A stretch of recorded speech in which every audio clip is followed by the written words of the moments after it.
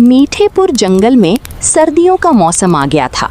ठंडी हवाएं इतनी तेज चल रही थीं कि पेड़ों की डालियां कांप रही थीं। जंगल के सारे जानवर अपने अपने घरों में दुबके बैठे थे। उसी जंगल में एक छोटी सी चिन्नी चिड़िया रहती थी। चिन्नी का घर एक पुराने पीपल के पेड़ की टूटी हुई डाल पर था। उसका घोंसला जो जगह जगह से उखड़ चुका था। ठंडी हवा उस घोंसले के हर छेद से अंदर घुस आती थी। घोंसले के अंदर चिन्नी के दो छोटे छोटे बच्चे थे, चिंटू मिंटू। दोनों एक दूसरे से चिपक कर बैठे थे, फिर भी ठंड से कांप रहे थे। तभी चिंटू रोते हुए माँ से कहता है, माँ बहुत ठंड लग रही है, मेरे पंख सुन्न हो गए हैं। हाँ माँ, मुझे तो लग रहा है जैसे बर्फ के अंदर बैठे हैं। ये ठंड कब जाएगी? माँ, हमारे घर में इतने सारे छेद हैं, ठंडी हवा अंदर आती रहती है। क्या हमारा घर कभी गर्म नहीं होगा?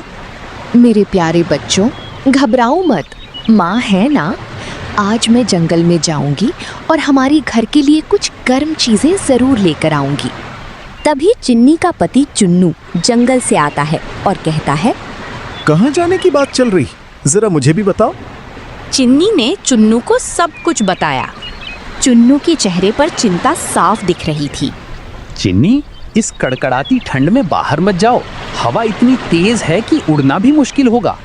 चुन्नू, अगर मैं घर में बैठी रही तो बच्चों का क्या होगा? मुझे जाना होगा। मैंने सुना है कि जंगल के उस पार एक रुई का पेड़ है और वहाँ हरी मुलायम घास भी है।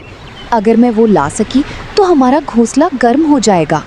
पर चिन्नी, वो रास्ता बहुत लंबा है और उस तरफ कालू कौवे का इलाका है। मैं जानती हूँ चुन्नू, पर बच्चों की ठंड देखकर माँ का दिल नहीं मानता।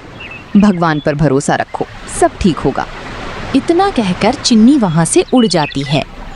ठंडी हवा उसके छोटे छोटे पंखों को झकझोर रही थी, पर उसने हिम्मत नहीं छोड़ी।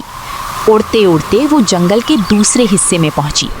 वहाँ दूर एक ऊंचे पेड़ पर कालू कौवा अपनी बड़ी और गर्म मांद घर में बैठा था। उसकी मांद रुई, मुलायम घास और पत्तियों से भरी हुई थी। कालू के साथ उसके दो दोस्त थे, भुक्कड़बाज और कड़वी मैना। तीनों मिलकर गर्म मांद में बैठे मूंगफली खा रहे थे और खिड़की से बाहर ठंड में ठिठुरते जानवरों को देखकर हंस रहे थे।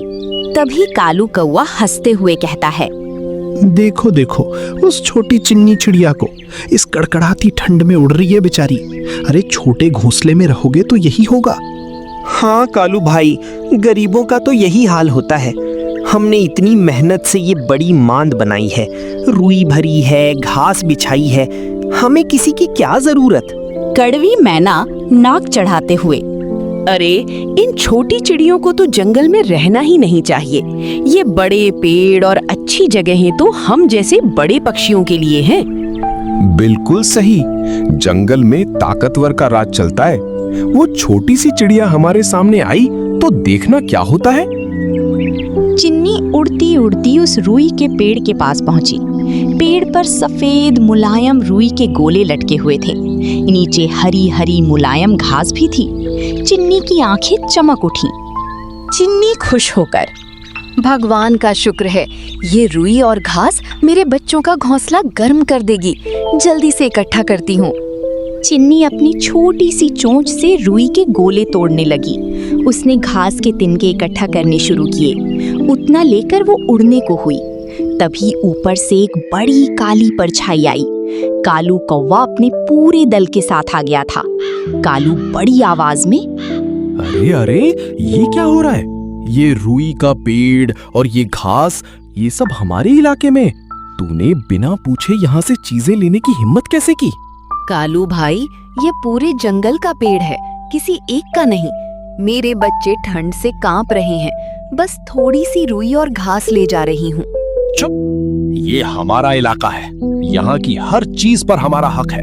तू यहाँ से खाली हाथ जाएगी और अगर दोबारा यहाँ आई तो अच्छा नहीं होगा। भुक्कड़ धमकाते हुए कहता है, हाँ, भाग यहाँ से, नहीं तो हम तेरा घोंसला भी तोड़ देंगे।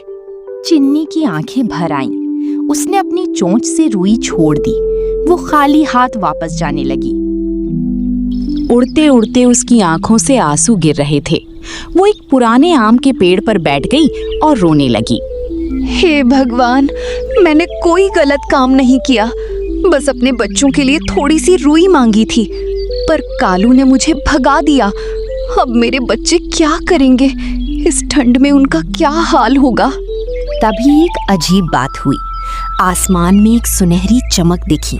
हवा में फूलों की खुशबू फैल गई। पेड़ की डाल पर एक छोटी सी सुनहरी परी प्रकट हुई। उसके पंख तितली जैसे थे और हाथ में एक छोटी सी चमकती हुई छड़ी थी। चिन्नी, रो मत, मैं तुम्हारी बात सुन रही थी। तुम्हारे आंसुओं ने मुझे यहाँ बुला लिया।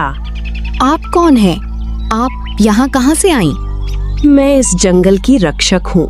जब कोई सच्चा और नेक दिल जीव तकलीफ में होता है तो मैं उसके पास आती हूँ।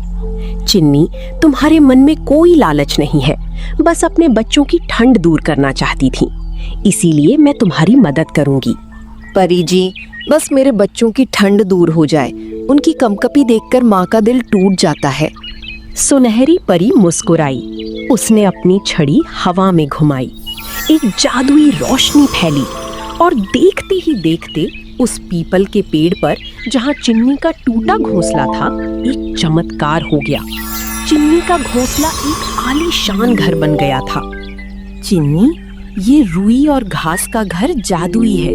बाहर कितनी भी ठंड हो, इसके अंदर हमेशा गर्माहट रहेगी और ये घर तब तक रहेगा जब तक तुम्हारे दिल में दूसरों के लिए दयालुता है। याद रखो चिन्नी, जो दूसरों की तकलीफ में काम आता है, भगवान उसकी तकलीफ में जरूर काम आते हैं। परी गायब हो गई। चिन्नी तेजी से घर की तरफ उड़ी, पर उसने हिम्मत नहीं छोड़ी। उड़ते उड़ते वो घोंसले के पास पहुंचकर घर के अंदर गई और देखा तो चुन्नू और दोनों बच्चे उस नए गर्म घर में बैठे हैं और उनके चेहरे पर खुशी चमक रही है। चिन्नी ये सब देखकर खुश हो गई। इस कहानी से हमें सीख मिलती है कि घमंड और लालच का रास्ता हमेशा दुख की तरफ जाता है। जो दूसरों की तकलीफ में काम आता है, भगवान उसकी तकलीफ में जरूर काम आते हैं। दयालुता ही सबसे बड़ी ताकत।